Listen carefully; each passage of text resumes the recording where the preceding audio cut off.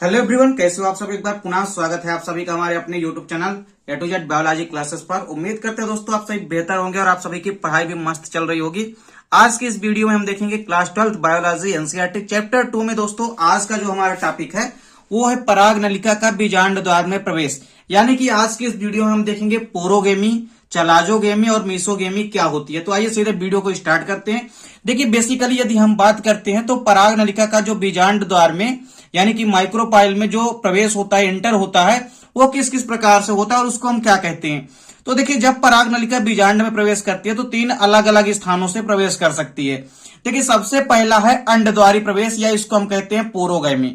देखिए यह क्वेश्चन जो है कई बार ऑब्जेक्टिव क्वेश्चन में भी पूछे जाते हैं। तो अंडद्वारी प्रवेश या इसको हम पोरोगेमी कहते हैं। देखिए अंडद्वारी प्रवेश या पोरोगेमी क्या होती है, तो इसमें पराग नलिका जो है बीजांड द्वार में यहां पे हम बात कर सकते हैं। तो यदि पराग नलिका बीजांड द्वार से होकर प्रवेश करती है तो यह पराग नलिका में प्रवेश होने की सामान्य विधि होती है। बेसिकली यदि हम बात करें किसी भी अंडद्वारी प्रवेश यानी कि पोरोगेमी की, तो देखिए जब कोई भी पराग नलिका बीजांड में यदि बीजांड द्वार से होकर के प्रवेश करती है तो यह प्रक्रिया क्या कहलाती है, पोरोगेमी कहलाती है।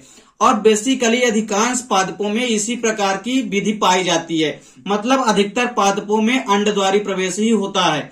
तो यहाँ पे हम ये भी समझ सकते हैं कि जो पराग नलिका होती है वो जब बीजांड द्वार से यानी कि माइक्रोपाइल एंड से होकर के प्रवेश करती है तो यह प्रक्रिया क्या कहलाती है, पोरोगेमी कहलाती है। और यह अधिकतर पादपों में पाई जाने वाली विधि होती है, मतलब अधिकतर पादपों में सबसे ज्यादा इसी के थ्रू हम कह सकते हैं जो पराग नलिका होती है बेसिकली बीजांड द्वार के थ्रू ही अधिकांश पादपों में अंडाशय या हम कह सकते हैं कि भ्रूणकोश के अंदर प्रवेश करती है। तो देखिए इसके बाद दूसरा क्या है, निभागीय प्रवेश। निभागीय प्रवेश को हम बोलते हैं चलाजोगेमी। चलाजोगेमी का मतलब होता है, चलाजो मतलब होता है यहाँ पे आप निभाग, तो निभाग या चलाजा इसको इंग्लिश में कहते हैं। तो देखिए इसी से बना है चलाजोगेमी। देखिए यदि पराग नलिका का प्रवेश बीजांड में निभागीय सिरे से होकर के प्रवेश होता है तो उसे हम क्या कहते हैं, निभागीय प्रवेश कहते हैं या हम चलाजोगेमी कहते हैं। देखिए जब कोई भी पराग नलिका बीजांड के अंदर यदि निभाग से प्रवेश करती है, निभाग सिरे से होकर के प्रवेश करती है तो उसे हम निभागीय प्रवेश यानी कि चलाजोगेमी कहते हैं। इसके कई सारे एग्जाम्पल हैं, जैसे कैजुराइना का जो पौधा होता है, इसके अलावा बेटुला का जो पौधा होता है, इनमें निभागीय प्रवेश यानी कि चलाजोगेमी ही देखने को मिलती है। इसके बाद देखिए तीसरा है मध्य प्रवेश या इसको हम कहते हैं मीसोगेमी। मीसोगेमी देखिए क्या होती है, इसमें पराग नलिका जो होती है वो बीजांड के अंदर बीजांड व्रंत से होकर के या अध्यावरण से होती हुई प्रवेश करती है, जैसे कुकुरबिटा के पादप में और एल्चिमेला के पौधे में।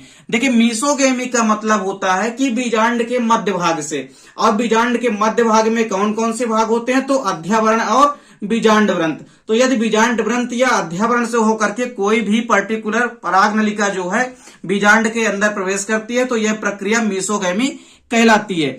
एक चीज आपको और यहाँ पे ध्यान में रखना है कि जो पराग नलिका होती है वो बीजांड में चाहे किसी भी स्थान से प्रवेश करे, परंतु भ्रूण कोश में सदैव बीजांड द्वार सिरे से ही प्रवेश करती है।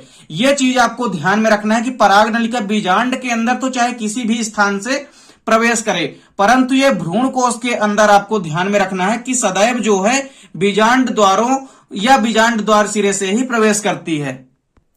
यहाँ पे आप देख भी सकते हैं पोरोगेमी का मतलब क्या होता है। देखिए यदि पराग नलिका, ये ग्रीन कलर की पोलन ट्यूब है, अब यदि पराग नलिका बीजांड द्वार सिरे से प्रवेश कर रही है बीजांड के अंदर, तो बीजांड के अंदर यदि पराग नलिका बीजांड द्वार सिरे से प्रवेश करती है तो इसको हम पोरोगेमी कहते हैं।